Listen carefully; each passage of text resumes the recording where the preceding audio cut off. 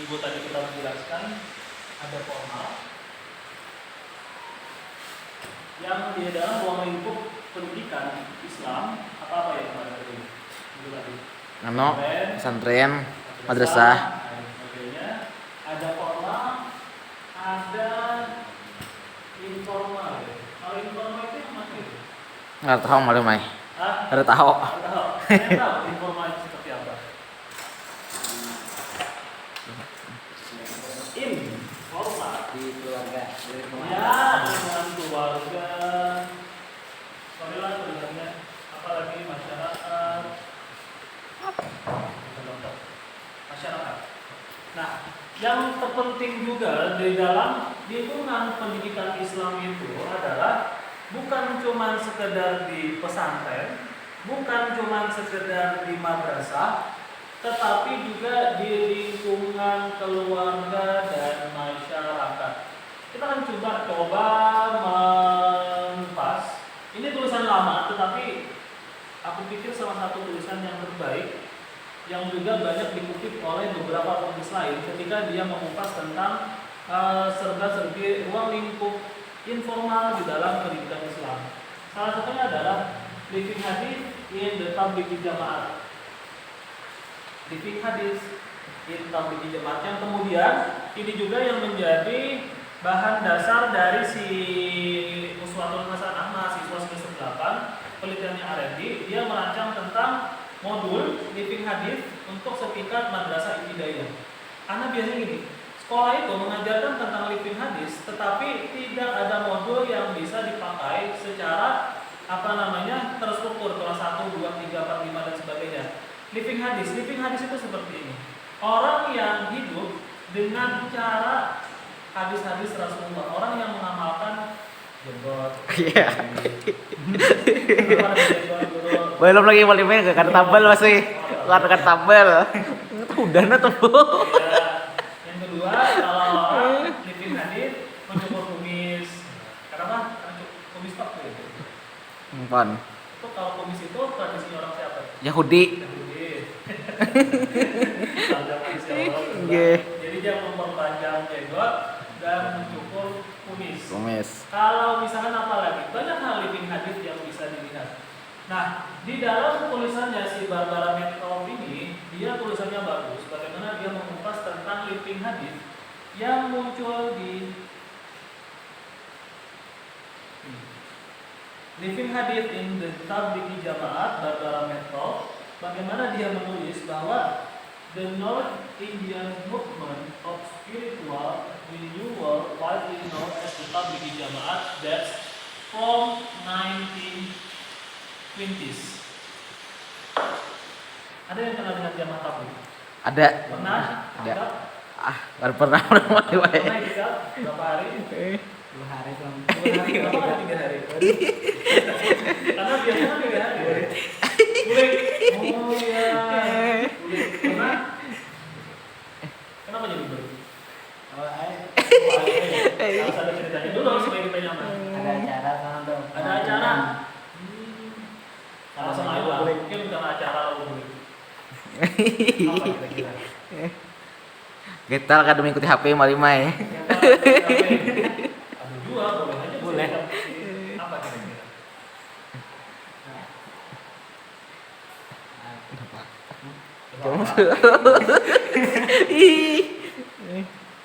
Yang Ika merasakan pengalaman Ika ketika Ika pendidikan informal kan itu termasuk dalam lingkungan masyarakat yang ada organisasi yang mengajarkan tentang kehidupan secara Islami. Nah, kemudian ketika Anda terlibat di dalam gerakan tadi, terus Anda habis setelah 2 hari itu ada lagi di situ. Itikaf. Habis setelah 2 hari itu ada lagi itikaf di situ. Aturannya 40 hari. Kalau ikut 3 hari pada 2 hari pulang ke. Oh, awalnya kan mendaftarnya 40 hari. Ulun dibawa di Farhani, Kang Fahri. Ya, guru bintik. Ya, gitu. 3 hari jam 4 kah ya? Jalan. 3 hari 4. Kalinya rombongan 40 hari. Rombongannya hanya ini kan? Nggih, mulai Oh iya, di situ 3 hari 2 hari dah. Ternyata harinya tuh ulun ada Pak Guru kan haru malamnya tuh. Ada lagi mau dikasih tahu. Mending di rumah ini. Pengalamannya apa kan? Pengalamannya tuh kayak makan bersama, Makan bersama itu seperti apa? pemampan. Penginapan. Iya. Ada hadisnya nggak Ros? Ada, nah banyak tangan malimai banyak tangan. Ya. Banyak tangan. Itu lebih hadis ya. Hmm. Terus apa lagi? Dari makan itu yang pelajari apa yang lebih hadisnya? Kebersamaan. Bersama itu kan benar tuh. Yang lain apa lagi? Kira-kira yang spesifik ketika Anda makan pakai nampan yang diajarkan living hadis itu apa saja? Mau makan habis. Udah. Ini hadisnya apa ya?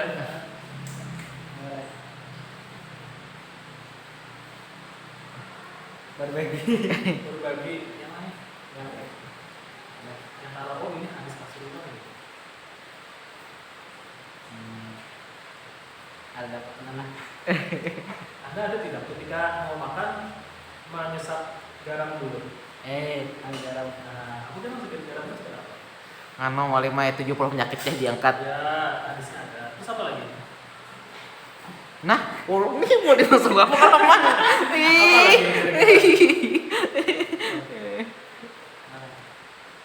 Kita aja udah nana. Mencegah keracunan ya juga. Apa lagi? Penambah nafsu makan ya juga. Kita pernah nggak kira-kira atau kalau orang yang biasanya makan-makan kalau di restoran itulah, itu ada makanan pembuka dulu. Makanan pembuka itu cenderung asin. Sopnya asin. Habis itu kalau ada apa namanya makanan pembuka, biasanya rasanya asin. Kenapa asin? Silakan. Kenapa jadi asin? Karena asin itu akan menggugah selera seseorang untuk bisa makan lebih nikmat. Dalam hadis Rasulullah, yang namanya garam itu kan kita cacap garam dulu pakai ini kan? Ya. Cacap pakai garam dulu, lalu dirasakan. Itu kan pertama menambah nafsu makan, habis itu mencegah keracunan, habis itu mencegah berbagai macam penyakit dan sebagainya. Tapi kalau kebanyakan garam jadi penyakit. Tapi kalau sedikit itu akan menambah nafsu makan dan sebagainya. Itu kalau orang-orang yang ketika zaman pabrik itu makan pakai nampan. Apa lagi? Pernah ikut? Nah, berapa hari? Tapi tahu? Jemaah tablik tahu? Tahu jemaah tablik? Tahu ya? Itu benar enggak?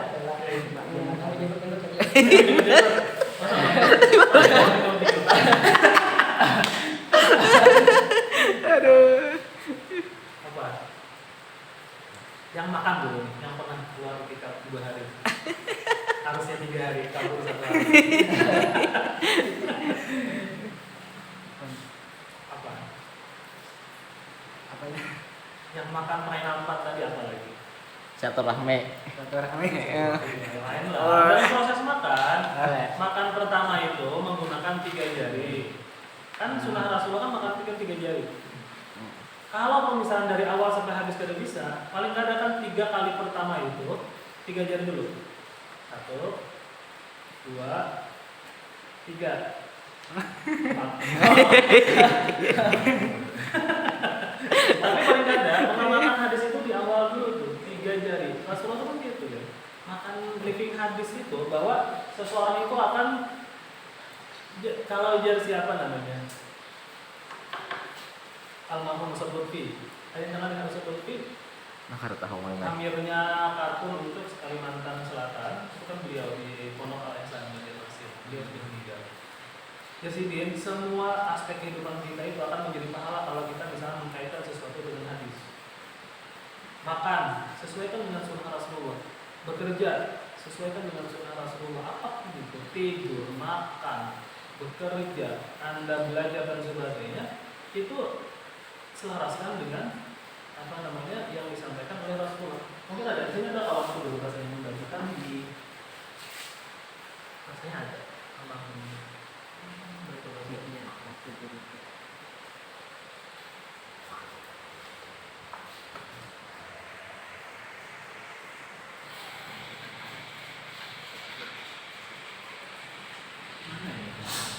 Nah.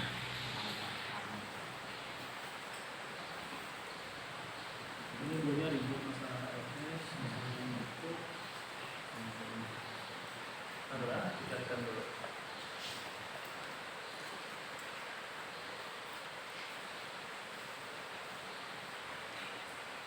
Kalau ada yang kenal dengan Ustaz Lutfi. Tapi kalau orang kita ini kenal dengan Ustaz Lutfi. Cek dulu. Baitul Azhar. Katanya ada yang mau mengirimkan videonya itu.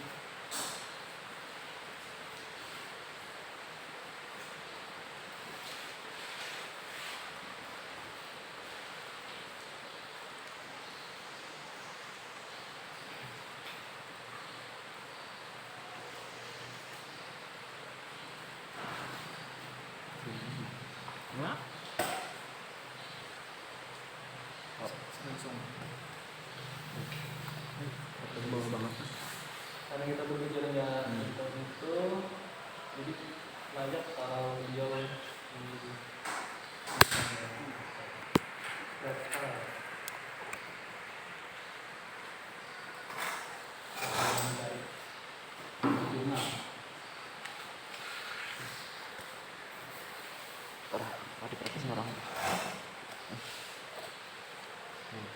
Al-Imam Ghazali mengatakan hal ada kebiasaan sehari-hari kita dimakan, minum, berpakaian, kita naik kendaraan dan sebagainya.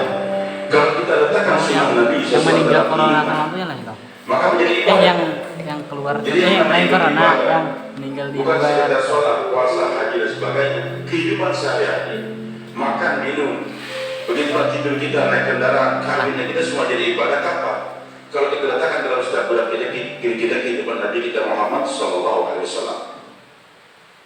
beliau ini amirnya untuk jamaah tabligh di wilayah Kalimantan Selatan internasional. Ini belum kita benar lagi ya kalau Ada keluar, tenang. ada keluar. Yang meninggal semalam tuh Yang meninggal semalam. yang pasar Ya, itu kan hubungan barat tuh di Islam. ada logonya lagi. Ini grup kapal anti pos. Bulan ini bulan grupnya nangka ini. Ngarang ini yang pulang. Jadi Abdan, Agus, Asad, Usul. Jadi bila bulannya mana screenshot apa gambarnya itu aja. Anak-anak sultan Quran awal. Itu masih mungkin gambarnya. Awalnya gambarnya ada kayak itu. Makanya kalau orang di sana sudah tuh macam-macam orangnya. Nah, kalau yang di Barbara Medcalf ini dia juga menjelaskan tentang living hadis yang ada di India. Jamaah tabligh itu munculnya di India. Makanya kalau di orang ibu kotanya jamaah tabligh itu ada 3, IPB namanya. India, Pakistan, Bangladesh, ada 3. Nah, pergerakannya itu diawali pada tahun 1920-an yang kemudian menjalar ke berbagai negara dengan kegiatan jamaah tablighnya. Jamaah tabligh ini adalah termasuk pendidikan. Kalau dalam kita masuk ke dalam rukun pendidikan Islam adalah dalam pendidikan informal bahwa dia mengajarkan tentang bagaimana amaliyah hadis secara baik. Ketika makan, kita menggunakan nampan. Kenapa pakai nampan? Keberkahan akan banyak muncul lewat situ. Dengan nampan, kita bisa makan secara berjamaah dengan orang lain. Habis itu ketika makan di jamaah tabligh itu, kita akan mengamalkan hadis menggunakan garam. Ketika makan, kita menggunakan jari 3. Jari 3 ini kan untuk supaya ketika kita mengunyah makanan itu kan 41 kali dulu. Orang lebihnya sama. Kita itu, makanya kalau di awal itu, ketika kita makan berjamaah, kita kan keberkahan itu banyak muncul di situ. Habis itu, ketika makan, setelah makan, sebelum makan, kita kan ada berdoa di situ. Sesudah makan kita juga berdoa. Yang biasanya kalau kita makan sendiri, bisa ingat bisa kada berdoanya. Di dalam tahun itu, dia mengajarkan tentang living hadis itu kuat. Tahajudnya di berapa tahun? Malam tuh tergantung orangnya bang, tapi yang nyata dibangun itu kayak jam 3:30 lah, Ya. atau jam 4-an. Memang tahajud kalau kita inilah, aku dulu termasuk orang yang angin-anginan juga pada malam itu. Bila misalkan ibadah sudah kita mulai kurang, 4 ketika walaupun cuma 1 hari, biasanya casnya tuh di situ, cas imannya tuh di situ.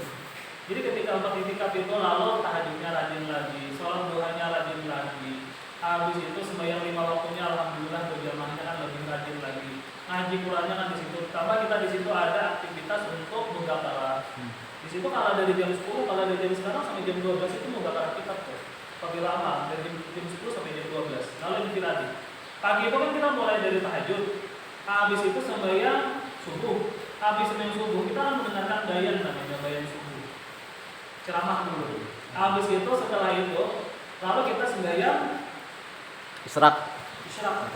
Habis sembahyang isyarat kita lalu sembahyang duha. Habis sembahyang duha lalu kita makanan di situ. Habis makanan infiradi sampai jam 9.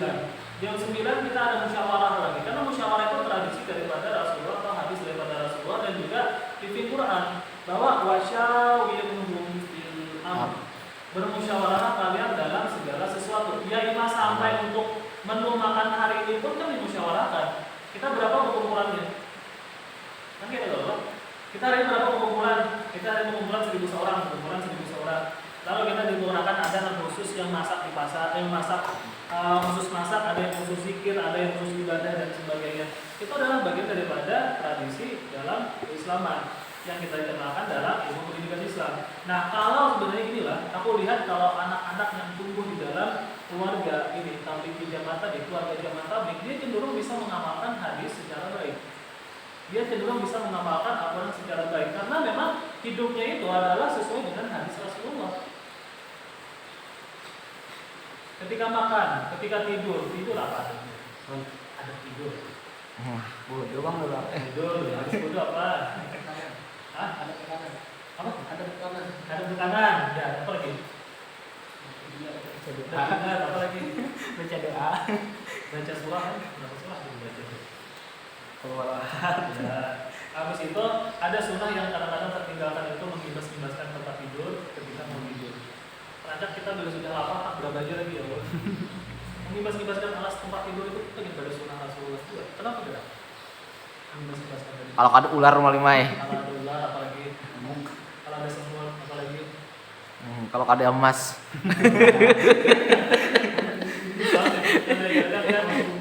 Ya, masih mungkin dia juga di situ. Jadi jangan meletakkan benda tajam di samping tubuh. Jadi karena itu termasuk juga tuh. Karena memang ketika kita jamaah tabligh itu kita ketemu dengan berbagai orang yang memang dia ada lepas.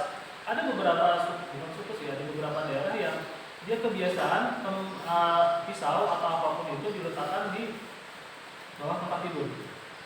Kebiasaan menjaga diri. Ada di beberapa tempat itu bila ada membawa pisau itu dianggap kayak orang takut gitu. Jadi itu bukan itu. Tapi itu kan berbahaya itu kalau misalkan bangun guling, ketika lagi tampil silat, ambil taburangan berbahaya juga. Ada beberapa sunnah yang diajarkan di jamaah tabligh di India, Pakistan, Bangladesh. Orang biasanya kalau ketika sudah dia belajar di Indonesia, misalkan awalnya berapa hari dulu? 3 hari, habis itu 40 hari, habis 40 hari 4 bulan. Kalau 40 harinya ada yang jalan kaki, ada yang 40 harinya lewat kendaraan, ada juga. Karena biasanya kalau ada beberapa istilah di jamaah tabligh yang muncul itu, yang paling sering muncul itu namanya takbir. Ada lagi apa lagi? Apa lagi? Yang muncul pendidikan di situ. Ya. Apa lagi? Apapun. Apa lagi? Ibadah.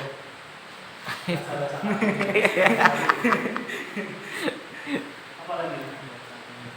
Jadi ini bahasa-bahasa yang muncul di keluarga jamaah tabligh itu. Tarpon ini dia berasal dari bahasa India juga, dipakai Pakistan, India atau Pakistan. Tarpon itu kan diistilahkan sebagai dai, pendakwah. Ketika dia ikut menjadi jamaah tabligh, dia akan statusnya berubah menjadi seperti itu. Yang namanya dai itu menyampaikan apapun. Makanya ketika naik kendaraan, ketika lewat di rumah orang yang suki bacanya apa? Belajar lah. Ada ingat? Diselamatin. La Aisyah. Alhamdulillah. La Aisyah ilalah Aisyah akhirat atau kita. Iya. Apa? La tidak ada kehidupan kecuali kehidupan akhirat. Ya. Karena kita untuk menghilangkan kebesaran makhluk dan memasukkan kebesaran Allah Taala ke dalam diri. Tapi kalau kita sama amalan, ketika ada putusan tanah dijual. Kenapa?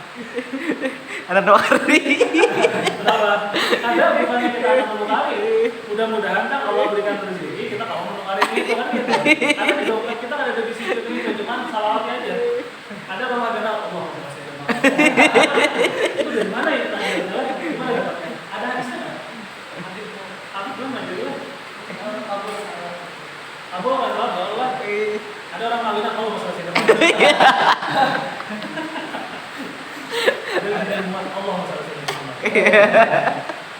Pas sudah motor Arab orang Allah masalah sini. Kita tuh kayaknya kalau untuk pendidikan yang kita terima itu kadang-kadang agak berbeda dengan ini.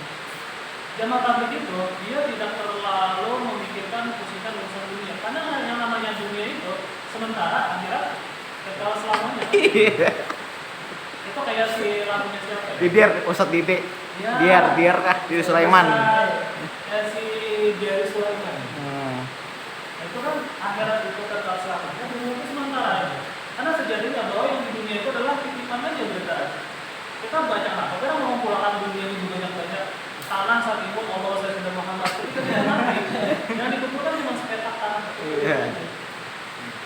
Makanya kalau orang-orang zaman tabligh itu cenderung dia menghilangkan kebesaran makhluk dan membesarkan kebesaran Allah Taala. Pendidikannya itu seperti itu. Tetapi memang kadang-kadang cara berpikir kita akan berbeda dengan orang-orang yang ini. Walaupun aku tidak terlalu mendalami zaman tabligh, tetapi aku respect juga dengan orang-orang zaman tabligh. Pertama, orang-orang zaman tabligh ini dia cenderung menjauhkan diri dari gemerlapnya dunia dan menyibukkan diri dengan ibadah. Berbeda dengan kita. Kalau balance kan kayaknya balance-nya masih bukannya ke dunia ibadah. Karena kita pergaulan kita kan dengan orang berbeda, pergaulan kita dengan orang saudara, pergaulan kita dengan beberapa orang yang memang kalau kayak orang saudara itu kan bagi itu terlalu banyak tuh dibagi itu. Dibagi itu tahun berapa ya? 7 atau 8 ya? Ada banyak. Dengan segala sifat juga. Kenapa berbeda? Kadang-kadang kalau kita yang lain ya baju juga aja beberapa putih kan digosok lagi dengan model macam-macam warna-warni lagi gitu. Kalau beliau menghindarkan dari hal-hal yang seperti itu, sama dengan orang-orang yang tabligh yang kita pahami itu.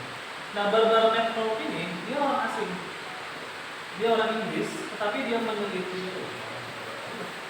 Bagus bagaimana dia betul-betul melihat orang-orang zaman tabligh itu seperti apa. Nah, satu. Yang kedua adalah Bayan ini kalau misalnya ceramah. Makanya kalau orang ceramah di zaman tabligh itu dia akan berbeda esensinya dengan ceramah-ceramah kita di kampungan. Misalkan kalau ada yang cukup asik itu ketika dia memberikan apa ya analoginya itu, dia berbicara tentang seperti ini bahwa Muslim itu dengan besi itu seperti ikan dengan air. Ketika ikan itu keluar dari air maka matilah dia.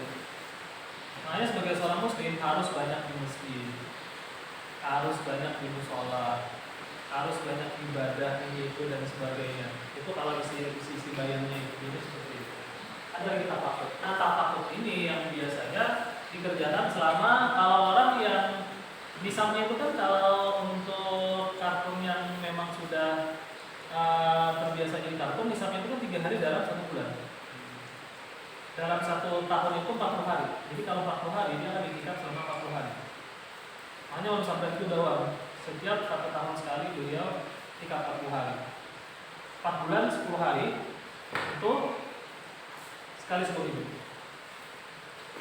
Karena kalau di dunia Jawa tabligh itu kalau 3 hari itu belum masak lagi. Kalau 40 hari itu ya saya masih madun lagi. Tapi kalau sudah 44 bulan 10 hari itu sudah masak sudah. Istilahnya kehidupan kita itu sudah stabil.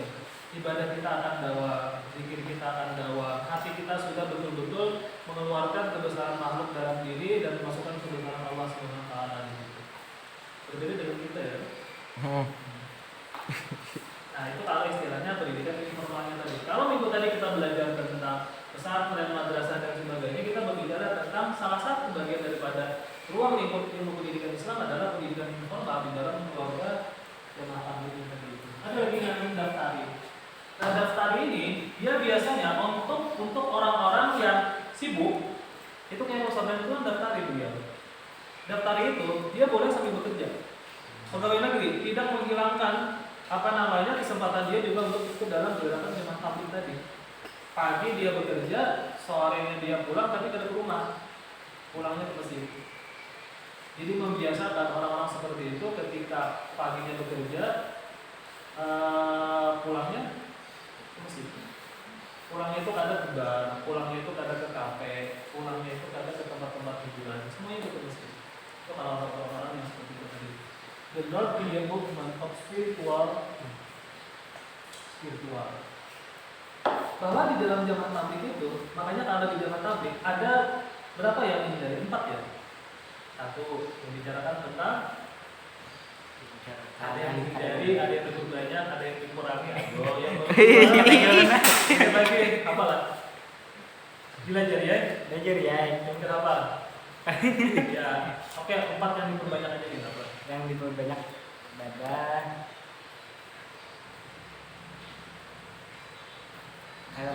Kayak khidmat lah.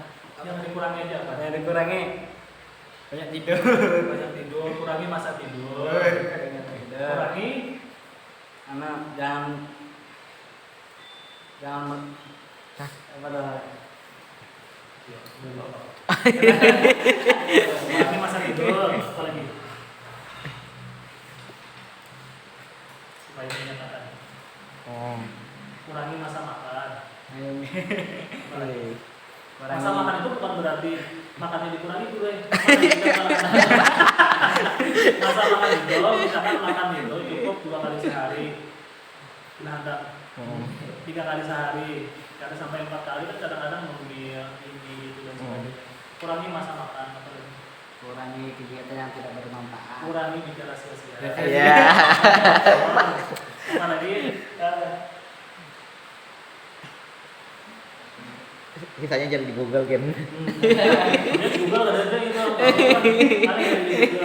Termasuk kalau ketika di jamaah tabligh kita juga menghindari diri dari berbicara masalah politik. Yang kita jauhkan dari masalah politik. Nah, orang-orang yang jamaah tabligh ini, kenapa dia diterima oleh berbagai kalangan? Muhammadiyah masuk, Salafi masuk, NU masuk, apapun di situ masuk, karena dia tidak berbicara tentang khilafiyah. Kan itu yang pasti. Ya, jauhi berbicara tentang ikhtilaf di situ. Jauhi tentang politik apapun masuk situ. Orang PKB, orang Golkar, orang PDIP, apapun latar belakangnya, ketika dia masuk ke dalam jamaah tabligh, dia cuma statusnya sebagai hamba yang betul-betul ingin mendekatkan diri kepada Allah Subhanahu wa taala. Makanya orang-orang yang keluar dari jamaah tabligh biasanya kalau di rumah tangga, dia juga cenderung bisa mengamalkan hadis secara baik. Anak-anaknya cenderung menggunakan hijab secara baik. Di rumah cenderung kalau orang-orang jamaah tabligh biasanya menghindarkan diri dari tontonan televisi. Kalau rasa televisi jarang ada orang keluar di jamaah tabligh. Yang betul-betul jamaah tabligh lah. Kalau yang ada itu ya lah. Orang yang ya. Dia ada istilah spiritual movement. Gerakan spiritual. Renewal widely known as the Tabligh Jamaah that's from 1920. Ini ceritanya cukup lama ini. Kalau ada yang tahu sejarahnya bagaimana Maulana Ilyas Al-Kandahwawi ya, yang pencetus pertama dari gerakan jamaah tabligh ini, dia melihat bahwa gimana istilah exist today throughout the world. Yang sekarang ya silakan masuk. Exist today ini bagaimana gerakan jamaah tabligh ini sudah eksis di semua kalangan di dunia manapun itu. Bahkan sampai di Israel sendiri gerakan jamaah tabligh itu ada masuk. The movement fundamental goal has been public qualifying, especially qualifying syariat based guidance. Bagaimana dia menjelaskan tentang syariat itu harus diperlihatkan.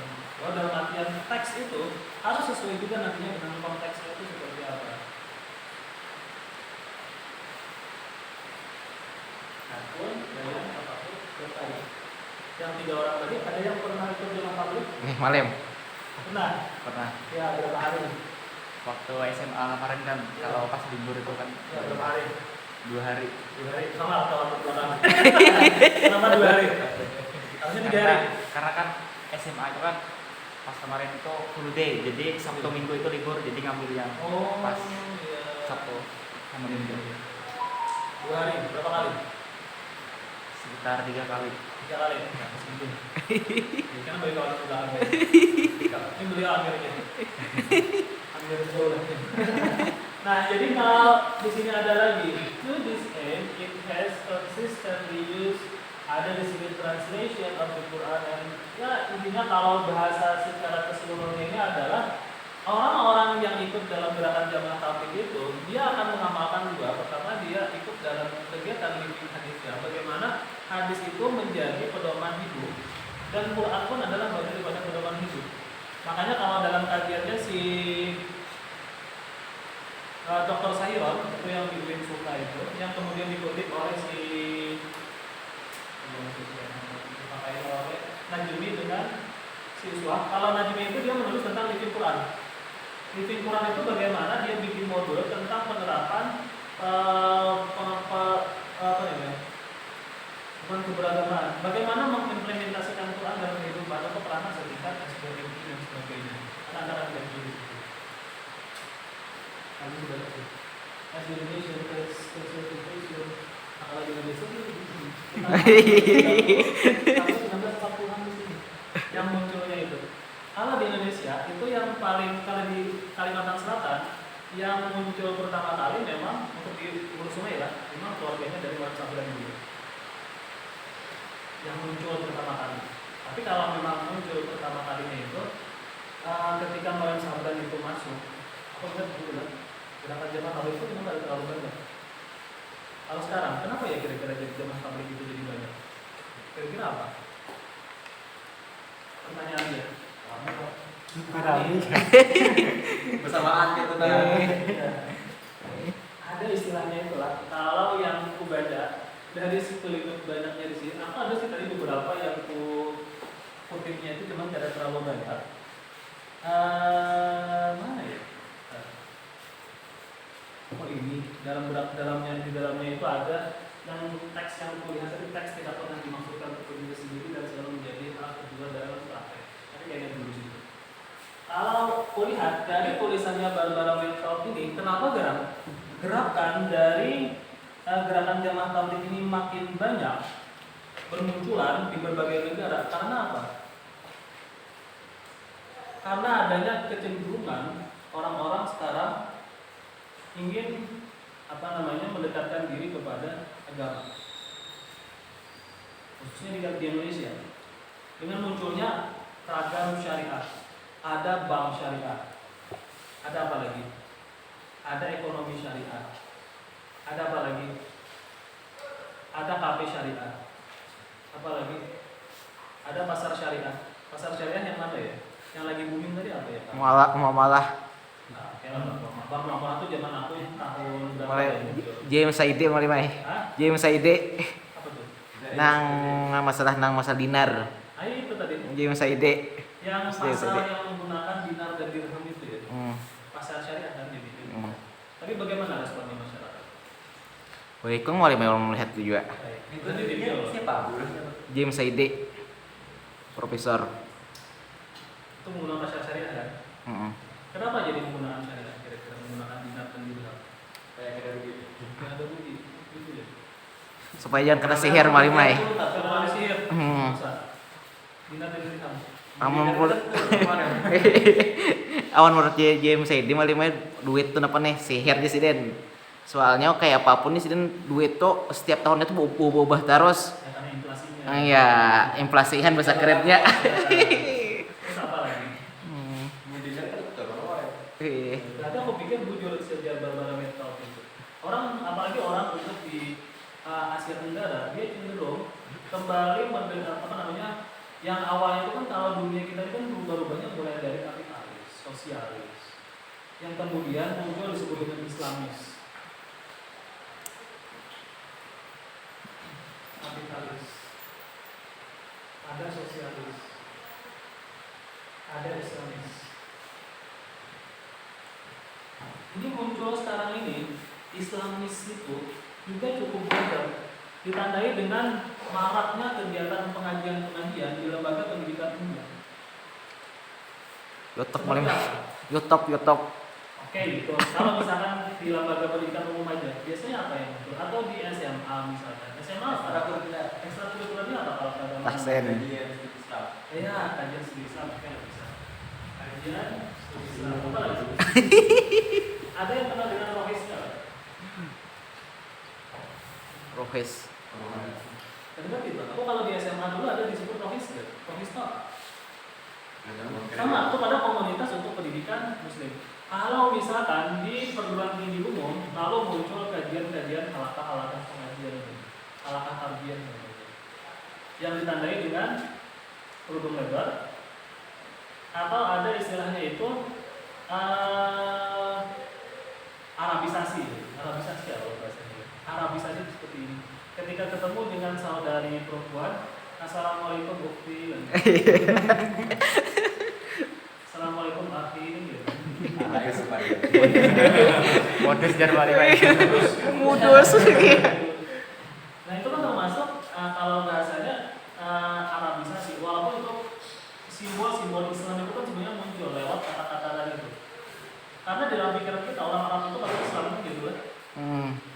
Walaupun sebenarnya kalau dalam teksnya itu dia adalah teks bahasa Arab paling tidak. Dan teks bahasa Arab itu tidak mensimbolkan kepada sebuah agama. Karena banyak juga yang orang Arab itu bukan beragama Muslim, tetapi ada istilah Islamisasi dalam bahasa yang muncul di lembaga pendidikan umum yang kita bicarakan kemarin itu. Kenapa di lembaga pendidikan umum kemudian muncul ada sekolah dasar Islam, ada SMP Islam, ada SMP Islam yang kemudian di dalamnya lalu ada akhir uktinya. Iya.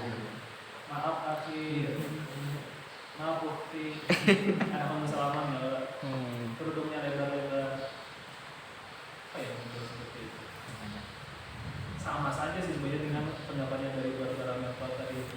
Banyak orang yang kecenderungan untuk kembali kepada agama karena merasa kering gitu.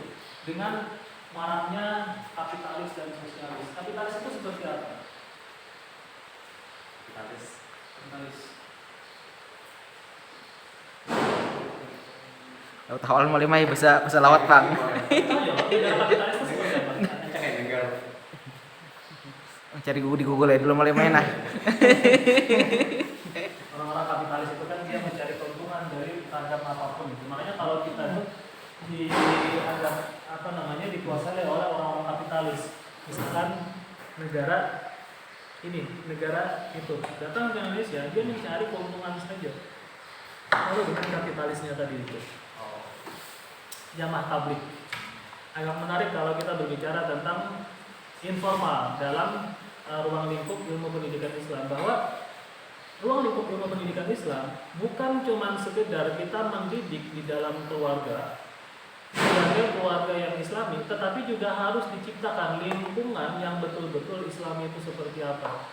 Karena lembaga pendidikan formal, lembaga pendidikan umum, atau misalkan lembaga sekolah apapun, itu tidak akan bisa menciptakan generasi yang betul-betul Islami kalau di rumah itu tidak diciptakan lingkungan yang Islami pula. Misalkan seperti apa ya?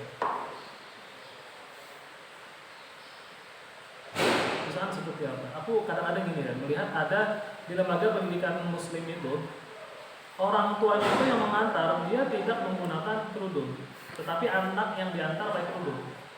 Aneh tidak? Aneh. Aneh ada guru? Ada aneh guru? Karena mantar lagi ya. Kan bisa juga. Nah mantar begini ya. Tapi dia pakai kerudung. Aku pikir sih mamanya. Tapi kalau mamanya lah kada pakai kerudung, anaknya pakai kerudung, dimasukkan ke lembaga pendidikan yang berbayar cukup mahal, lembaga pendidikan Muslim. Aku pikir itu menjadi sebuah pendidikan yang tanda kutip agak sia-sia lah. Karena kalau di rumah itu tidak mengamalkan ajaran agama secara baik, itu dididik dimanapun anak itu dia akan tetap dibelajar di rumah. Ketika di rumah, walaupun dia tidak masuk ke lembaga pendidikan agama secara murni, tetapi kalau di rumah sholatnya berjamaah, misalkan habis itu mengajian, cenderung puasa Senin Kamis, mengajian di rumah dan sebagainya, itu akan lebih memiliki potensi untuk bisa menciptakan generasi yang lebih Islami dibandingkan yang tadi. Kalau lingkungan, jamaah tabligh ini adalah salah satunya yang juga bisa menjadi salah satu sarana. Misalkan Anda tidak bisa mengamalkan ajaran agama secara baik, cobalah silakan jalan-jalan ke jamaah tabligh. Jalan-jalan itu seperti itu tadi tuh, kelompatan dulu ya Allah. Sehari, bisa 2 hari juga, sehari aja dulu. Karena aku cenderung biasanya sehari, 4 sehari paling lama 3 hari. Ada pernah yang 4 bulan. Lagi 40 hari. Ya paling ada 40 hari, 4 bulan gitu. Karena aku cenderung sama tuh. Aku tuh kada bukan di wilayah yang rasa apa dulu ketujuh memang kesana kemari tuh nggak berjalan.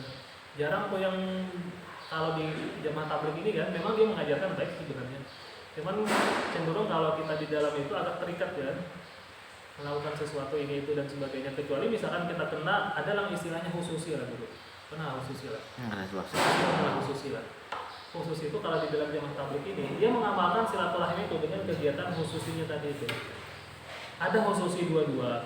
Ada jaulah. Jaulah itu kalau ada pernah lah ketika diketok di rumah tok. Assalamualaikum kami dari Wah. dakwah. Mengajarkan kita untuk apa tuh?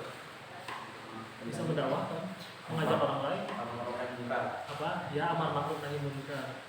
Salah satunya begitu.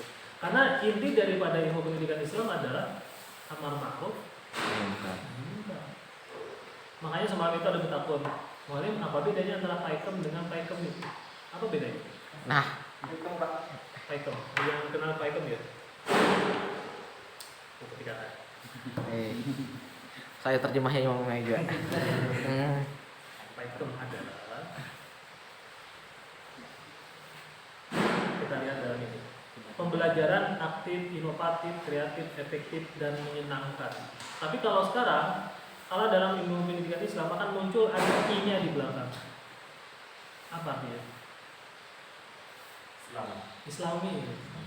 Bahwa sekarang itu konsep pendidikan Islam itu di konsep pembelajaran yang aktif, inovatif, kreatif, efektif, dan menyenangkan, tetapi tidak menghilangkan daripada unsur-unsur keislaman. Seperti apa misalkan? Nah, kalau misalkan dalam pola pembelajaran kolaboratif misalkan, siswa diajak untuk bekerja sama. Bekerja sama itu dia akan dipisah antara laki-laki dan perempuan. Karena kalau kerjasama antara laki-laki dan perempuan, laki-laki modus kan kayaknya. Iya. Iya. Dan modus yang di STQ yang biasa aku lihat tadi adalah kalau akhir semesteran itu buku bimbingan tuh banyak beredar di lalakian gitu. Baca buku lah ujian. Jangan kadang kalau dulu itu banyak yang buku itu beredar di lalakian juga karena bimbingan itu lebih cenderung pintar mencatat ketika pelajaran. Kalau latihan modal telinga dan kertas lembar. Boleh ke rumah hilang kertasnya tadi. Kita mulai yang video pulang nih. Ya. Nah, jadi istilahnya itu menyenangkannya itu tanpa menghilangkan unsur-unsur keislamannya yang tadi itu. Paikem dan paikemi. Kita kesini dulu. Ada yang bisa memahami ini lah. Teks tidak pernah dimaksudkan untuk berdiri sendiri dan selalu menjadi hal kedua dalam praktik. Apa maksudnya ini? Apa itu teks? Apa itu konteks? Teks catatan mulai mai. Teks catatan. Kalau konteks? Nah, kalau tahu mulai mai. Konteks itu kan pemahaman. Pemahaman itu lalu kemudian berimplikasi kepada perbuatan. Teks dan konteks. Mungkin kita biasakan dengan bahasa-bahasa yang agak kanu. Tapi ini memang banyak didapat ketika banyak membaca juga. Pasal lawat mah. Dalam kata itu kan masih ada beberapa hal yang memang diperkayakan. Teks dan konteks. Teks and konteks. Teks dan konteks. Apa kira beda antara teks dan konteks? Teks adalah narasinya, kalau konteks adalah pemahamannya. Dan teks itu tidak dimaksudkan untuk berdiri sendiri. Misalnya seperti tadi, hadis tentang makan menggunakan menyesap apa bahasa? Kalau bahasa kita belajar menyesap ya. Menyesap atau mensesap kalau bahasa kita. Yang kalau bahasa kita Maisak kurang gitu. Gitu. Ketika kita makan itu kan ambil garam dulu. Di mana? Hilang apa dilakukan lagi? Di mana dulu? Jangan jalan pulau sekarang mulai lagi lagi ya semalam. Ya, aku ngerti lagi. Makanya teh hamba tahan lagi ya sadar. Tahu sebenarnya sudah itu kan kalau Kenapa ada di lidah langsung? Sesuai Teksnya ya. Sesuai teksnya.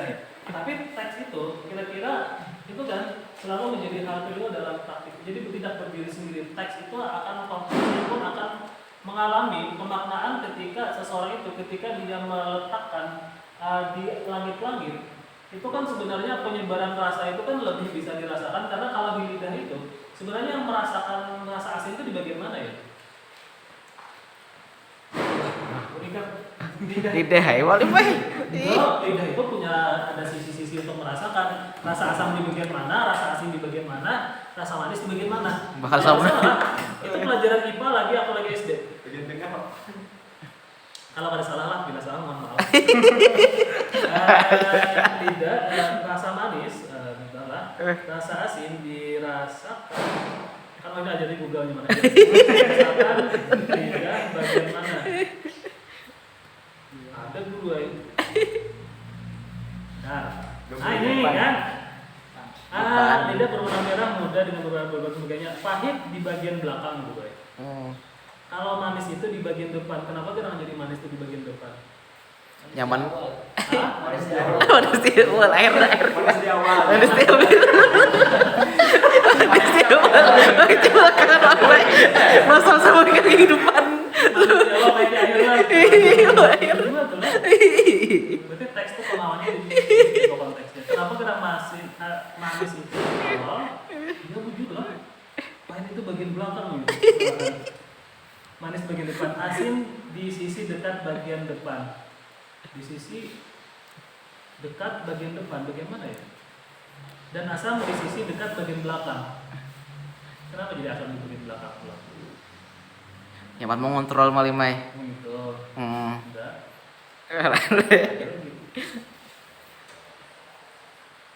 Nah, Katanya kan kalau air liur bagian belakang itu, karena kan yang masuk ke dalam tubuh kita itu kan cenderung asam ya. Ya. Pernah nggak muntah lah? pernah malimai. Rasanya apa? Asam, Atau kekanyangan? pahit. Pahit nggak? Kalau kekanyangan rasanya apa? Kalau ya, ada yang pernah asam lambung ya? Kadang-kadang jarang asam lambung. Sama kamu punya Pak. Mah, oh Alpine. Mah ya. Ke depan kan cek mana?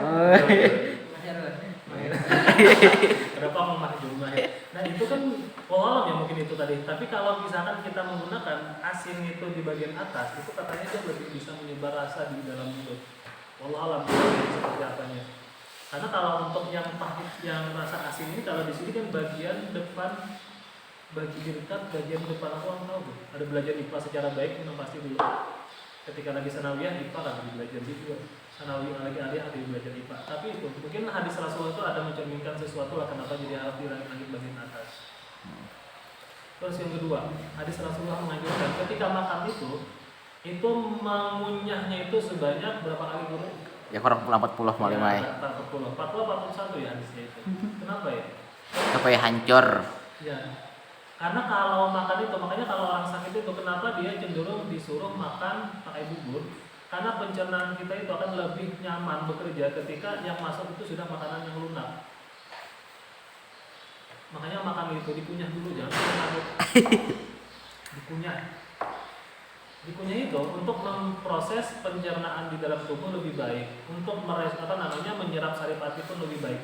Jadi di dalam sunnah itu ada kejayaan gitu. Kalau bahasa orang Arab gitu kan. Dalam sunnah itu ada kejayaan, ada kesehatan, ada kebahagiaan.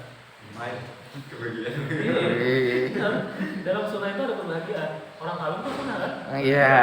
Orang nggak ada kawin. Jadi dulu banyak selawat. Banyak selawat.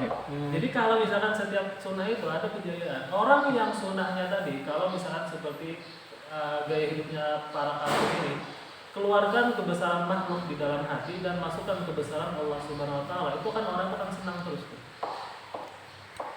Orang itu kalau ada punya hajat sama sekali dengan manusia, dia akan senang hatinya. Orang itu kan yang paling parah itu ketika dia punya hajat dengan seseorang dan hajatnya tidak ada tertunaikan. Sakit hati belum? Oh my. Pengalaman. Pengalaman dah. Mana sih awal? Ketika orang kafir itu kartun itu ketika dia jadi jamaah tabligh, dia tidak ada lagi mengenal ini adalah kepala daerah, ini adalah polisi, ini adalah, ketika masuk dalam zona kartun sama benar. Dalam surah itu ada kejayaan, teksnya kan seperti itu. Apalagi ketika makan itu menggunakan 3 jari. Kenapa? Pernah nggak makan pakai 3 jari? Pernah ya ambil buah. Ambil buah.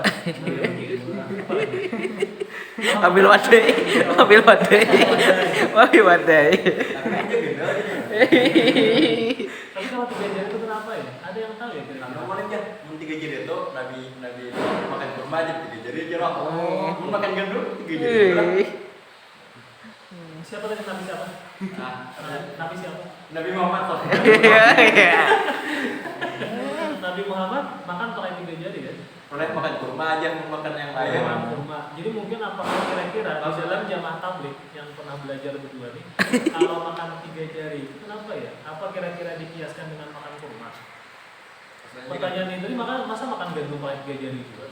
Maksudnya dia tak mau. Kali ini ya, saya ikut beneran.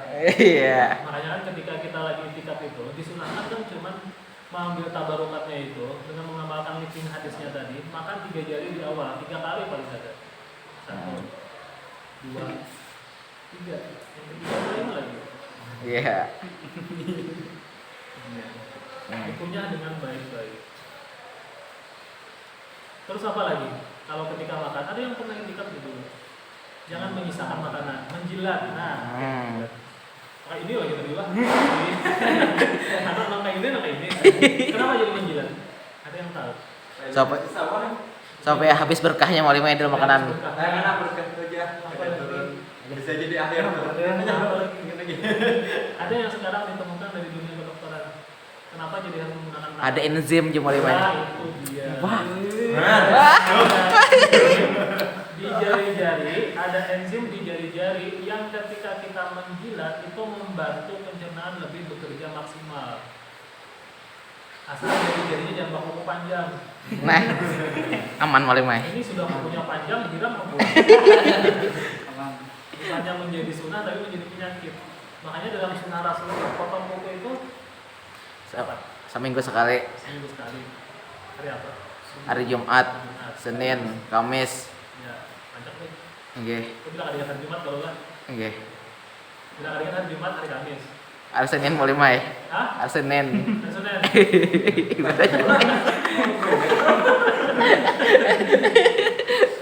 Jadi hari Jumat itu kan kita disunahkan untuk bersih-bersih. Ketika mau sholat Jumat, mandi dengan bersih, potong kuku, menggunakan baju yang bersih dan sebagainya. Itu kan bagian daripada sunnah Rasulullah. Apa lagi ya dalam living hadis yang Alhamdulillah. dalam ini? Apa? Yang kamu ketemukan tuh di dalam dunia jamaah tabligh. Kalau istilah dalam pendidikan Islamnya. Tuh makannya tuh dari pinggir. Ya, kenapa jadi makan dari pinggir? Karena mereka berkahnya tuh di tengah aja enaknya. Oh itu.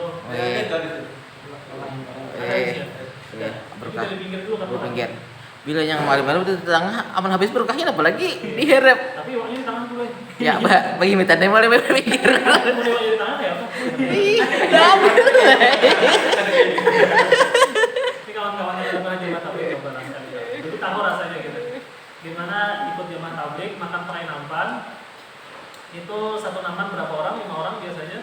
Tergantung jamaahnya, ada yang 3 orang, ada yang 4, ada yang 5 orang. Bagaimana nikmatnya pakai nampan itu luar biasa tuh. Bagaimana kita juga diajak untuk toleransi dengan kawan yang lain. Toleransinya seperti apa? Kawan belum habis makan, kita harus memilih jalan. Ya, Jujur malam. tungguan. Toleransinya ada di situ.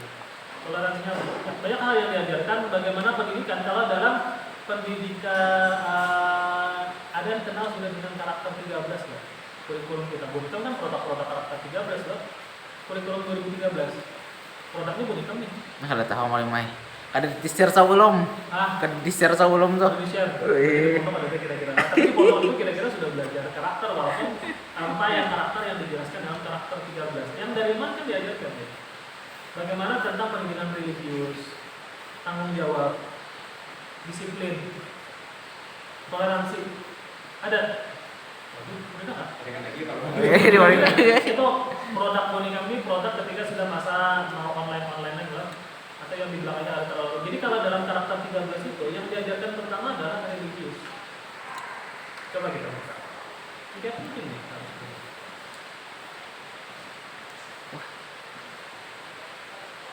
Ini. Jadi yang diajarkan itu di K13 itu, jadi dia manusia ada, kalau di kurikulum nasional ada 18 karakter, tapi yang karakter yang muncul banyak ini. Yang pertama religius. Wah, inilah produk hasil sekolah, karena aku pun bertugas sebagai asesor BNSM yang mengakreditasi sekolah. Itu sekolah itu ketika dia makin religius, makin baik sekolah itu. Religius itu ditunjukkan dari apa? Sikap. Oke, sikap. Perilaku. Boneka ini ketujuh sesuatu yang abstrak, bener kan? Ini abstrak. Ini kayak aku jadi ingat kayak ceritanya si Ustaz Nadif semalam itu. Ada yang hadir? Ustaz Nadif hari yang malam itu. Nah, ada rumah di rumah Limai. Hadir, benar tuh. Ustaz Nadif tuh pernah datang ke sini. Dan zamannya banyak banget tuh. Bagus karena beliau itu. Bagaimana beliau menjelaskan tentang ketika Nabi Yakub itu menjelaskan kepada Nabi Yusuf pun dalam hal yang abstraksi juga. Bagaimana ketika si Yusuf bercerita kepada ayahnya, Saya melihat dalam waktu ayat kita mengundi inna anzalnahu qur'anan arabiyyan la'allakum ta'qilun khusus mengenai asal sesuatu mawaqi yang ada Quran untuk kalian kabul dan mafilin ya qala Yusuf li abihi ya abati inni ra'aitu ahada asyara kawkaban wa syamsa wal qamara ra'aituhum li sajidin. Apa ajar Nabi Yakub menjelaskan? dengan diperhatikan oleh lain. Qala ya bunayya la taqsus ya ta'ala yaswatika fayaqidu laka kaidan. Itu aku keren betul tuh Ustaz Nadif itu menjelaskan terkait bagaimana abstraksi dari orang tua yang menjelaskan kepada anak. Itu kan abstraksi benar tuh. Mohon maaf lah aku loncat-loncat, kadang-kadang apa yang di kepala aku sampaikan gitu. Abstraksi. Karena boneka itu menjawabnya abstrak semua. Karena kita cenderung sesuatu yang abstrak. Karena sudah besar itu ternyata lah orang itu makin dewasa dia makin abstrak. Makin gak jelas. Aduh. Ternyata ya Allah. Makan nggak? Makan ada kan? Belum makannya ada kan? Kan kadang-kadang kayak itu kan. Orang bapak ada bujur-bujur. Nah ini kah ada kan? Iya. Bodoh pikirannya kalau gitu. Iya, bujur Limai.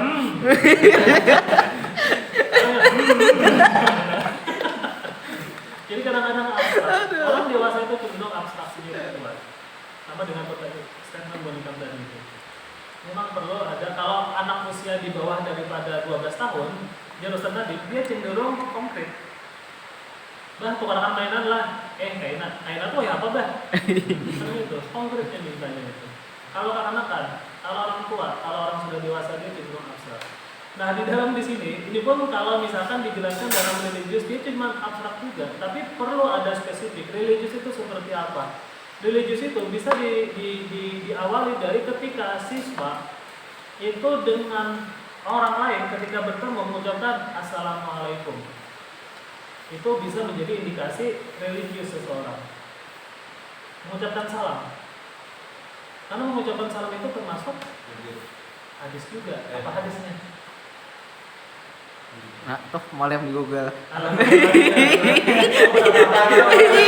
Cuma ingat pada ada istilah hapus salamnya Pak, sebarkanlah salam. Itu kan bagian daripada sunnah Rasulullah.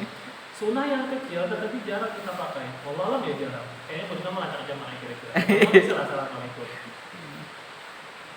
Ketemuan sering lah assalamualaikum. Sering. Berarti Anda sudah mengamalkan hadis secara baik juga. Masya Allah. Religius. Jadi ketika di sekolah itu siswa cenderung bisa mengucapkan salam, itu adalah bagian daripada religius. Apa lagi aspek religius yang bisa dinilai dari sekolah? Yang kita anggap sebagai sekolah yang religius. Pakaian salah satunya. Ketika siswa-siswinya sudah bisa menutup aurat secara sempurna, berarti sudah religius. Itu secara kasat matanya dulu lah. Kita nggak tahu mah pakai hatinya orangnya ikhlas, orangnya itu sabar, itu kan nggak benar tuh. Kita cari yang konkret-konkret aja dulu. Ketika orang itu bisa menutup aurat secara sempurna, paling tidak dia sudah bisa mengamalkan hadis secara baik, itu dulu yang pasti. Ada beberapa artis misalkan, aku tidak perlu menggunakan penutup aurat, yang penting hatiku kututupi. Lebih baik aku misalkan hati bersih sabar, ikhlas dibandingkan orang yang menutup aurat tetapi mulutnya misalkan seperti itu. Kan kadang-kadang menjadi alibi bagi orang-orang yang tidak ingin menutup aurat secara baik. Tetapi kalau dalam dunia pendidikan yang kita pahami bahwa ketika orang itu sudah menampilkan sesuatu yang islami, paling tidak itu ada cerminan daripada hatinya, kan seperti itu. Makanya kan dulu pergulatan terkait masalah buat kan negara saya lah, zaman ketika SMP, SMA itu pakai endrok pendek. Ya, karena buat pakai endrok, itu pasti dulu ya Allah. Terpaham ya. Pada zaman kami dulu, itu kalau begini yang pakai zaman endrok. Jangan pakai endrok ya. Rok. Rok. Rok, bukan rok juga. Itu ya. Bukan ya. Jadi kalau pakai bawahan dulu kalau SMP, SMA itu pakai selutut perempuannya.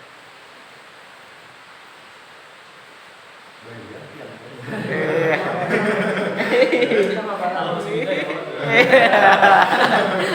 Lama bunyi kamu. Dulunya gitu. Di bawah sekitar tahun 95. Sudah aku sanawiyah itu tahun 95 ya, 95. 95 itu masih pakai pendek-pendek. Kalau lelakiannya pakai celana pendek di atas pada lutut, lelakiannya. Makanya dulu rancak dulu udah. Kalau kami yang di pondokan ibaratnya kai-kai. Karena dulu yang kai-kai aja yang celur panjang. Kalau rambut kekanak-kanakan celana pendek. Tapi bila gue SMP rajin berhulutan karena silau lintihop ya kan. Karena lintihop tuh kecilangan aja belum sih. Nah itu zaman ketika masih orang memahami bahwa aspek agama itu dihilangkan dari apa namanya kalau istilahnya itu apa ya? Nah, aku ada di sini bahasanya si ini. Cek dulu. Nah, bentar. Nah. Kalau di India itu seperti ini. Jadi kalau perdebatan, apakah baju parfum ini adalah baju apa namanya baju syariah atau tidak? Kalau di India itu kan baju-baju seperti ini adalah baju tradisional yang biasa dipakai orang zaman tabligh aja. Agama apa gitu? Agama Hindu pun pakai kayak gini juga. Jadi kalau mengatakan baju yang seperti ini adalah baju yang Islami, ya paling tidak ini menutup aurat secara baik dulu ya. Perdebatannya itu. Apa ya istilahnya di sini ya? Ini tadi. Aku kalau memahami ini teksnya kata per kata memang agak ini ya, karena bahasanya lumayan tinggi nih. Kalau orang pakai bahasa, ada yang pernah baca kitab, kalau baca majalahnya orang Arab, Kali. ada yang pernah baca kitab. Kalau baca kitab, kita biasa baca kitab. Kalau kita baca majalah orang Arab agak malu ya bukannya. Misalnya ada istilah bermulakan dia. Bisa amnya saat itu mulai. Amia. Nah, apa di sini ada yang mengutip salah satunya si Barbara Melford terkait masalah ini. Kita sampai aja lah, jam 2. Oke. Sampai jam 2 ada apa juga? Mana ya? Aduh. Ini sudah bacaan sudah lama nih, cuma gak ingat lagi. Cuma tadi baru ingat tadi. Yang ini kayaknya jauh belum dalam disampaikan. Aduh, sudah konklusi lagi. Ada istilahnya itu antara culture. Sudah kita dulu. Culture. Maka cuma satu. Ada tadi istilahnya itu. Lupa.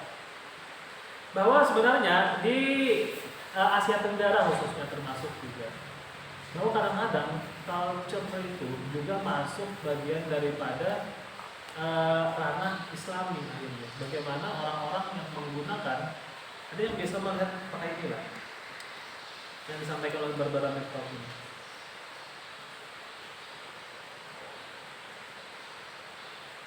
Pernah lihat orang pakai baju kayak gini? Nah, orang kartun pakai ini kan? Kayak ini ya. Jadi ini kalau ini apakah ini di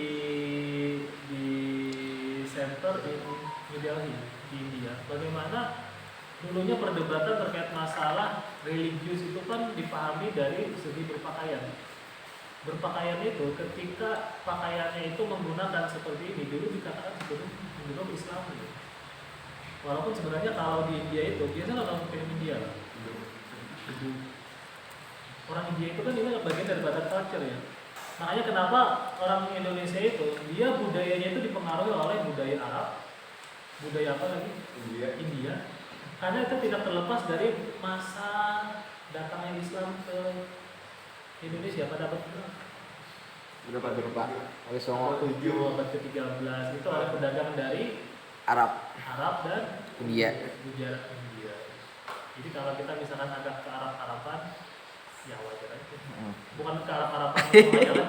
Cara berpakaiannya, habis itu cara bertutur katanya. Ada beberapa kata Arab yang kemudian muncul masuk ke dalam bahasa Indonesia. Apa ya? Kamar. Kursi. Kamar. Apa lagi? Gula besar apa? Kalau dari segi berpakaian, kita juga mengadopsi kadang-kadang cara berpakaian orang-orang Gujarat India. Salah satunya orang pendakwah yang ada zaman tabligh itu, dia berpakaiannya kadang-kadang seperti ini. Dulu orang-orang yang kayak aku yang masih buta dengan tradisi dan sebagainya, kadang-kadang melihat ini adalah pakaian Islami. Ternyata ini adalah apa namanya? Dealing kesepakatan antara agama dan budaya yang muncul di Indonesia. Ketika yang datang itu menggunakan jubah orang Islam, lalu dikatakan bahwa simbol seseorang itu kan agama yang dia bawa itu tersimbolkan dari cara berpakaiannya juga. Ngerti lah? Ya. Kadang-kadang, makanya kenapa jadi pakaian itu juga penting? Karena pakaian itu adalah bagian dari simbol juga dari sebuah keagamaan. Kenapa harus menggunakan kerudung? Karena teks itu menganjurkan, ya kan? Yang kita pahami tadi, teks dan konteks. Teks dan konteks tidak pernah dimaksudkan untuk berdiri sendiri dan selalu menjadi hal kedua dalam praktik. Teksnya seperti apa? Tentang menggunakan kerudung di lembaga pendidikan Islam. Kenapa? Landasannya kenapa?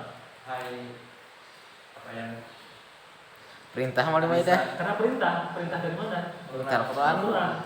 Dari hadis ada.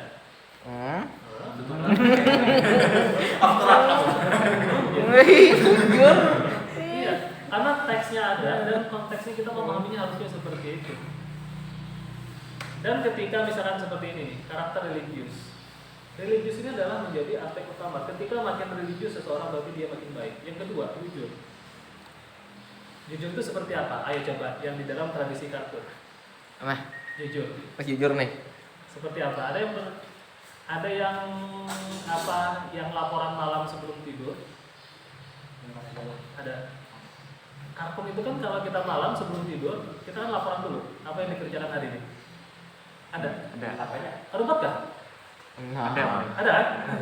Ayo, mana buahnya? Kartun itu di jamaah tabligh itu sama dari keluarga jamaah tabligh sama.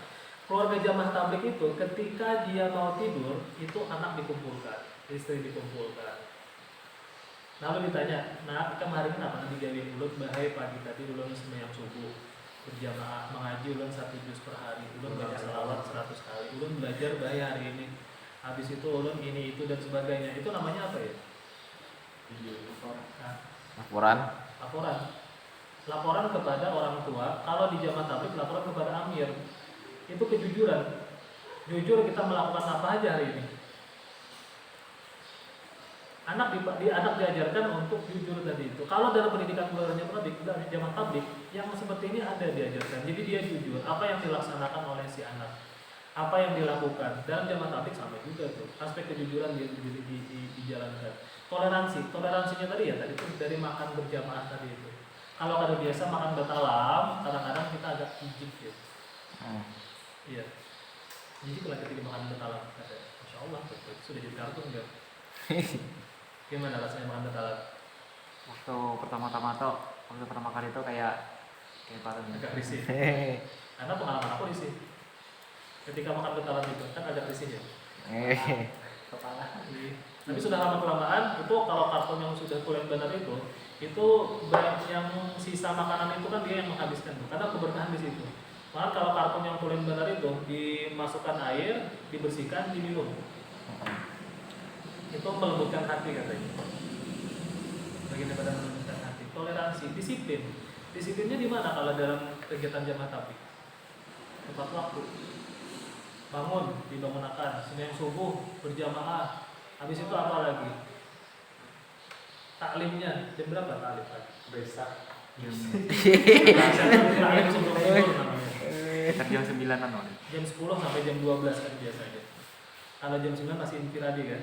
Biasanya kalau jam 9 masih infiradi, jam 10 itu sudah taklim sampai jam 10. Sampai jam 12. Lalu infiradi untuk siap-siap salat zuhur. Wallahualam kalau sekarang kalau jadi jam 9 sampai jam berapa biasanya? Sampai tarak zuhur guys. Tetap zuhur lah, masya Allah, tabarakallah. Kerja keras diajarkan juga. Bagaimana kalau orang jamaah tablik itu? Ini yang paling asyik lah kalau mau nikah ketujuh tuh. Kalau anak juga guru tapi kan aku ambil aja anakku belum anu lagi. Kalau orang yang biasanya anak muda itu cenderung senang dia itikafnya itu jalan kaki. Pindah dari satu masjid ke masjid lain jalan kaki. Jamaah jalan kaki, rombongan jalan kaki. Itu biasanya yang tapakut duitnya itu yang sedikit. Tapakut itu kumpulan. Kalau istilah orang tapakut itu, kita misalkan 1 bulan yang akan datang, kita akan itikaf, kita dari sekarang tapakut dulu dengan amir. Tapakut hari ini 5.000, 5.000, 5.000. Jadi sampai di ujung ketika keluar 3 hari itu sudah berkumpul 150.000 misalkan. Itu tapakut. Kerja keras ada di situ, ada. Kerja keras untuk menyisihkan uang. Aku agak respect juga dulu ada kawanku si Rujani di Cakso itu.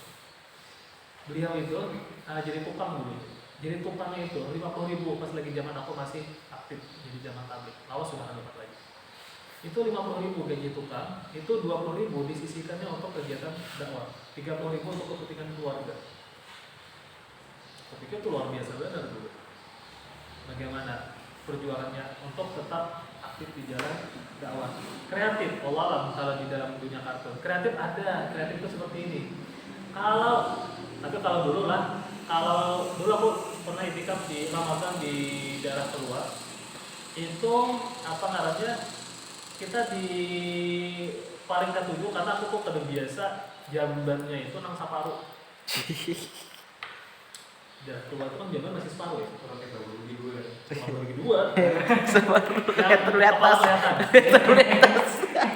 Dari atas. Kelihatan. Bisa melihat jamban itu kan orang mana? Oh, Ya. Tanteng, kan baru jamuin tanteng. Jadi kalau yang itu kan ada ahli badan tuh. Aku paling hobi dulunya kalau jadi kartun itikaf di daerah yang seperti itu paling ketujuh di tuang masak aja. Hari-hari bertawar di tuang masak. Karena apa? Kalau jalan-jalan kan cari masjid dulu. Oh, iya. Tetapi yang kreatifnya ketika kita jadi tukang masak itu kita dituntut untuk bisa yang perkumpulan hari ini supaya kawa sampai makan pagi, siang dan malam kan gitu. Apa kalau di dunia kartun itu kalau jadi tukang masak apa nggak ada? Salah. Diingat dimulai. Bunyi kemang lawang hanya lah, aku pergi lagi lawas ya. Itu termasuk kita kreatif. Bagaimana ketika kami dulu KKN lah, ketika aku KKN itu di kelompok kami itu orangnya zaman tablik berdan. Kami KKN di Padang Tanggul, berdan orang itikaf disusun oleh Memberida supaya program kartunya tetap jalan. Itu kami setiap hari itu tetap aktif kumpulan. Ada yang pernah dulu 500 dalam satu hari. 500 satu hari itu orangnya banyak 3.000. Kita cukup-cukupkan makan iwak karing, makan sayur, makan apapun. Kadang-kadang kan karena sudah ada simpan dari dulu. Itu bagaimana kreatifnya si tukang masak untuk bisa mengatur, mengelola keuangan itu supaya cukup makan pagi, siang dan malam. Aku pikir di luar itu diajarkan bertang ini mandiri, ya memang mandiri. Mandirinya diajarkan seperti apa? Yang kayak tadi tuh, ketika kita mau dakwah, kita harus menggunakan dana sendiri. Ada dana bantuan dari orang lain. Mandiri kan? Tentang kuitan. Dia belanja kan? Disisikan. Mandiri diajarkan. Kalau istilahnya kalau belajar tentang karakter 13 ikut jamaah tabligh pun sudah cukup. Demokratis, demokratis. Karena kita diajarkan di situ hari ini pengumpulan berapa? Saya 3.000, saya 4.000, 5.000, pastilah itu. Nah, yang itikaf anyar tadi itu, ya Pak. Aku lawas keadaannya. 10.000. 10.000 itu kesepakatan di awal atau langsung diputuskan amir. Keputusan di awal kayak bermusyawarah kan. Bermusyawarah dulu kan? Nah, itu. Kalau di orang kampung itu diajarkan tentang demokratis. Anda kalau belajar tentang karakter yang 8 ini itu cukup melalui gerakan jamaah tabligh pun insya Allah dijelaskan di situ bergerak. Kita akan berbicara tentang informal tadi, pendidikan di luar daripada sekolah. Pendidikan formal diajarkan yang ini, tetapi di pendidikan informal pun ada juga diajarkan. Makanya ada beberapa mahasiswa kita yang meneliti tentang ini, pendidikan karakter yang diajarkan dalam gerakan jamaah tabligh. Ada beberapa orang. Waktunya sudah jam 12.29. Anak kita harus akan waktunya.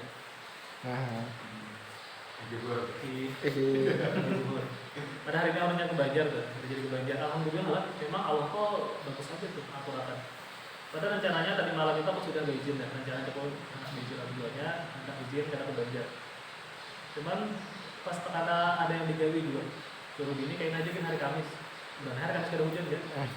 Jadi hari ini jangan mengajar bareng dulu. Jangan hari ke Banjar, bisa hujan sepanjang anak udah ke Banjar. Udah sampai di situ. Ada yang ingin ditanyakan? Aku kalau mengajarkan tentang itu, tentang pendidikan Islam itu banyak banget. Aku pada perlu lagi mengajarkan itu, aku carikan yang lain aja gitu.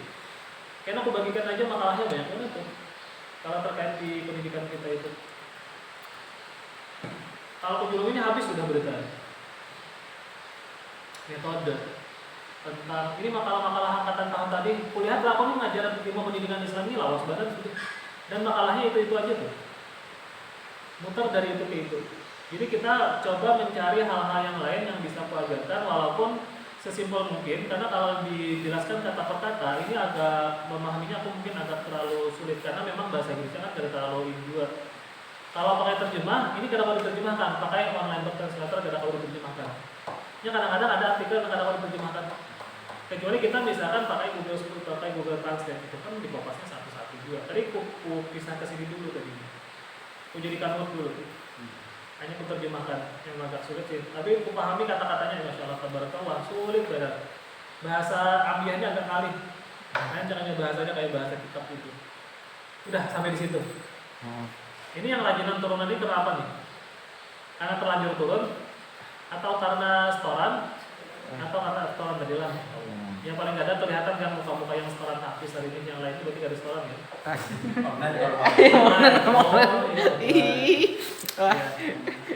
Aku boleh lah. Kalau berapa sudah habis ya kira-kira? Lengkap. Jalan Alinsan. Alinsan. Berarti usamanya sudah. Kalau ini? Oke ah. Nanti usamanya sudah. Belakang? Jus 30 dan sama. Jus 30 baru. Oke. Lihatkan lagi kita lah. Jus 2. Masya Allah, Jus 3 lebih. Sudah menghafal dari awal? Menghafal di STK atau menghafal dari sekolah sebelumnya? Pernah mondok taktis? Pernah mondok? Ada. Apa ya? Pernah mondok taktis? Berarti enam pernah mondok harus 30 ya Allah. Al-Maidah. Al-Maidah berarti sudah berapa ya? 6 ya? Masya Allah. Ketika masuk berapa juz? Kayaknya ada 5. Oh iya, masuk sudah 5. Oh iya, mulai dari awal. Hafalnya di mana? Hafal surat. Al-Jin. Al-Jin surah Jin juz 28. Juz 9 ya. Surah Jin ya. Oke, juz 29. Berarti surah pilihannya sudah? Belum. Ya, dari juz lama juz 29 surah pilihan. Oh, berarti yang bandingkan tadi sudah juz 29 sudah. Juz lama, juz 29 sudah. Iya, sampai Alinsan. Oh, iya. Ya bapak lah, yang penting setiap semester terisi lah nilainya. Jangan sampai kosong. Ini kalau saya tahunnya 30 juta. Mantap banget udah. Jadi harus kalau misalkan jadi gini, aku memang ada harapan luar biasa dari mahasiswa-mahasiswi yang paling ada ya seminimalnya sampai 10 juz lah paling ada. Jadi paling ada itulah jadi modal kalian. Gimana pun kalian berada, kalau misalkan hafalnya sekitar segitu ya paling ada agak lebih nyaman. Bahasanya itu berpengaruh tuh lebih nyaman sedikit. Karena kalau kita yudisium itu yang disebutkan yang pertama kali itu adalah jumlah hafalan, bukan IPK. Walaupun IPK kita 3,90 tapi hafalan kita 2 juz, duduknya tetap di belakang gitu. Karena kalau kita hafalannya itu yang tahun berapa tuh? IPK-nya 2,90 cuman hafizah orangnya. Bukan hafizah, hafiz Quran, halakian. Duduk di muka. IPK-nya 2,90. Rendah benar IPK-nya. Tapi ternyata aku pikir menghafal Quran itu tidak ditentukan oleh kecerdasan seseorang ternyata. Kalau ditentukan kecerdasan seseorang, Allah tuh ada adil aku pikir. Ternyata hafalan Quran itu ditentukan dari kegigihan seseorang. Kalau makin gigih dia menghafal, makin banyak yang dia peroleh. Kalau kecerdasan itu paling ada yang memberikan sumbangsi lah, kira-kira sekian persen. Tapi kalau orangnya cerdas saja, tapi kalau yang ada gigi untuk menghafal sulit juga. Karena untuk hafalan itu boneka juga kan yang memilikinya, kayaknya ada sekian siapa-siapa. Itu paling kadang kalau sudah sampai 5 juz menghafal sendiri ya alhamdulillah. Kira-kira kalau sudah cara menghafalnya kan kita sudah menjelang Ramadan baru lah. Nah Ramadan ini bisa dimaksimalkan tuh untuk praktisnya. Tapi ini ada yang ikut halaqah imam jadi imam kan? Yang 4 kelompok tahfiz ada? Ada. Ada 4 guru? Enggak. Ya. Berapa juz sudah guru? Yasin mulai main. Yasin. Tahun apa lagi? Susah aja tahu aja mulai untuk ya. Sama sudah. Sudah. Nah, Yasin. Yang paling ada sana gitu. Karena biasanya lah kalau 4 akselerasi itu kita coba lah, kita mudah-mudahan aku minta membujuk Ustaz Amin dulu supaya mengampar hambal lagi di 3 lokal di sini. Karena yang 2 tahun yang lalu itu ketika kita buka akselerasi di bulan Ramadan itu ada yang 1 bulan dapat dia 8 juz. Tapi memang orangnya diam di sini terus. Anak lampu di sini, membawa rice cooker ini. Jadi diizin malam dia belum diam di sini lah, silakan. Jadi orangnya di sini, kau lihat kan habis tarawih itu kan kadang-kadang jam 10 keliling, kadang-kadang tarawih di sini doain. Jam 10-an kadang-kadang keliling di sini, orangnya mengaji aja terus. Ternyata memang orangnya gigih juga tuh. Jadi selesai akselerasi dapat 8 juz. Tapi orangnya rice cookernya di sini, kelambunya di sini, filmnya di sini, habis itunya makannya di sini. Jadi, tapi kadang-kadang dia kalau bukanya ke wadah Malam Sabran yang di Syiar itu kan buka puasa nyaman di situ. Malam Sabran mengundang taruh siapapun yang hendak buka puasa di situ. Kalau misalnya bulan Ramadan ini ada kegiatan perkuliahan, ya memang aku sarankan coba cari aktivitas yang betul-betul bisa memotivasi kalian untuk bisa mengejar target taktis tadi. Kalau minimal kalau salah, kalau Ramadan itu dapat 3 juz itu alhamdulillah benar. Karena kan kita ada kegiatan lain. Wali. Ya. Kalau biasanya tuh ada kah? Misalnya kayak bimbingan cara menghafal gitu. Jadi kan aku ini banyak di tahun ini bimbingan cara menghafal. Soalnya kan ulun tahu tahfiz tuh pas masuk ini kan oleh lulusan SMA kan. Oh iya betul. Berarti kita ada acara sebelum Ramadan ini ada 4 orang pemateri itu berbagi pengalaman tentang trik menghafal bagi mahasiswa. Itu ada 1 mahasiswi dari Al-Azhar, itu alumni dari Batu Azhar sini juga, cuman dia ke Mesir. Yang satunya itu dari Surabaya kalau salah. Yang 2 orang ini belum lagi nih. Coba kita diskusi di situ, karena aku kadang-kadang menjelaskannya pola aku ini, kadang-kadang pola makanya dulu aku takut itu Ustaz Amin. Pola Ustaz Amin itu akan berbeda dengan pola aku tuh. Ustaz Amin itu orang paling cakap menghafal, beneran tuh. Ustaz Amin itu dulu di sini bahasa beda aja ya. Aku lihat aja di kelas-kelas dia menghafal terus. Cara aku menghafal berbeda tuh. Kalau aku dulu menghafal 1 halaman itu, aku lihat nih di kelas di sini nih. Papan tulis itu di sini dulu. Aku bilang menghafal, duduk di sini. Bila menghafal itu habis menghafal, aku tulis di papan tulis ayatnya. 1 ayat aku hafal, aku tulis di papan tulis. 1 ayat aku tulis sampai 1 halaman. Habis itu hanya menghapus satu-satu. Menghapus satu-satu sampai selesai. Hanya aku buka ke tahfiz, hanya setoran. Dulu enggak itu. Karena dulu aku pas lagi kuliah itu jalan kaki aja, mulai dari Kabun tuh. Ada yang pernah ke Kabijani Jiwa. Oke. Nah, aku mulai situ kuliah ke sini jalan kaki saja. Karena dulu malahnya istilah kuitan itu kan enggak ada juli, anak kuitan cuma beginian. Anak bertagih kepala sabidaya kasar nyaman juga jalan. Mulai dari rumah itu berjalan jalan pinggir sungai, Tugu Itik, Betaros sampai ke lapangan Pahlawan, duduk di situ rajin takrir, menghafal sampai di sini. Kuliah dulu sampai jam 8 sampai siang. Habis siang itu, di sini aku menghafal dulu. Habis menghafal itu aku tulis. Habis itu habis asar, numpang biasa lama tahfiz, setoran. Habis maghrib, berjalan betis pulang balik ke rumah. Tiap hari tuh gitu. Makanya dulu, kalau dipikirkan kuliah lagi dulu tuh Masya Allah lapahnya. Apa benar bang? Tapi karena hendak kuliah deh istilahnya. Nah habis itu kalau metode menghafal kadang-kadang beda-beda orang-orang. Ada kawanku tuh dulu ada kawan yang mengaji itu menghafal itu di hadapan orang banyak. Dulu di perumahan asrama Raudah Tahfiz itu kan tarik dulu tiap harinya sajadah menghafal di situ. Ada juga yang ketujuh menghafal tapi pakai musik ada juga. Beda-beda. Ikan kira-kira bisa mengukur diri menghafal itu kayak apa dalam caranya. Tapi yang paling nyaman itu memang malam biasanya. Malam itu paling seger sudah. Tapi kalau nggak bisa cari yang lain. Aku boleh tahu kira-kira trik menghafal nang kayak apa nang ikam takuni tadi.